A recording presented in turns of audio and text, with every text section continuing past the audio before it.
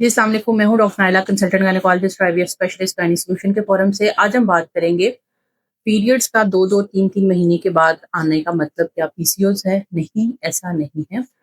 अगर आपको periods 2 months, 3 months के गैप के साथ आ रहे हैं, तो पेशेंट मोस्टली 99.9% केसेस के अंदर समझता है कि मुझे पॉलीसिस्टिक ओवरीज हो गई हैं और इस वजह से मेरे पीरियड्स नहीं आ रहे और लिहाजा मैं अपना वजन कम करूंगी, डाइट करूंगी, कुछ दवाइयां लूंगी तो मेरा मसला हल हो जाएगा। आपके अगर पीरियड्स 2-2, 3-3 महीने के गैप के साथ आ रहे हैं तो डायग्नोसिस बनाने के लिए कुछ टेस्ट जरूरी।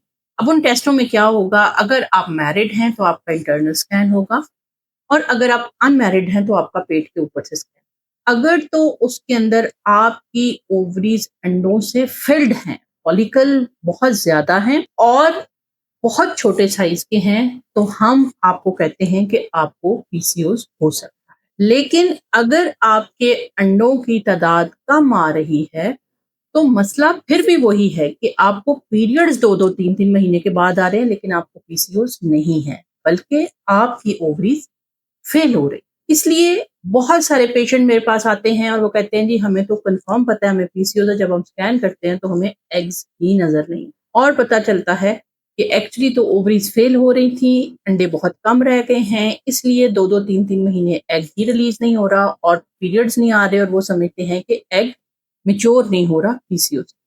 दूसरी इंपॉर्टेंट चीज ये कि जब आप पीरियड्स के दूसरे दिन के ऊपर टेस्ट करवाएंगे, पीसीओएस के मरीजों का फॉलिकल स्टिमुलेटिंग हार्मोन लो होगा और ल्यूटिनाइजिंग हार्मोन एलएच हाई होगा। लेकिन अगर यही एफएसएच आपका ज्यादा आ जाता है और एलएच भी ज्यादा आ जाता है, दोनों हैं, तो इसका मतलब यह है कि पीसीओएस नहीं बल्कि ओवरीज जो हैं वो फेलियर की तरफ जा रही हैं या ओवेरियन रिजर्व कम हो रहा है। इसको ओवेरियन इनसफिशिएंसी भी कहती हैं कि वो प्रॉपर से काम नहीं कर पा रही, अंडे कम हो रहे। इसी तरह से थर्ड एक इंपॉर्टेंट टेस्ट ये है कि पीसीओएस के मरीजों के अंदर कुछ ऐसे सिम्टम्स होते हैं जो कि मेल हार्मोन ज्यादा होने की वजह से होते हैं, जिसमें चेहरे के ऊपर बहुत ज्यादा बालों का आना, थिक बालों का आना, इसके अलावा चेहरे के ऊपर एक्नी का आना, हेयर फॉल का होना और बाज़ औक़ात ओबेसिटी भी हो सकती है।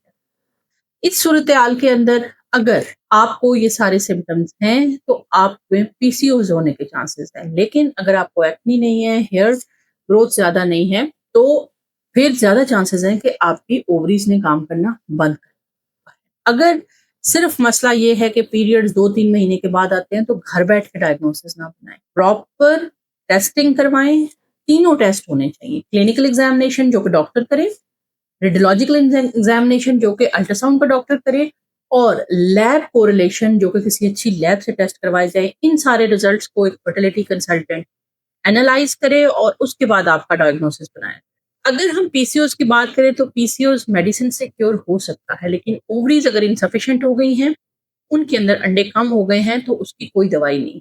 हमें बाज़ औक़ात फेल्ड ओवरीज के लिए डोनर एग के ऊपर जाना पड़ता है, जो कि पाकिस्तान में हर केस के अंदर फिजिबल नहीं होता है और इस पे जाने के लिए हमें बाज़ औक़ात पेशेंट को साइप्रस या ईरान भेजना पड़ता है ताकि वो इस प्रोसीजर के ऊपर जा सकें।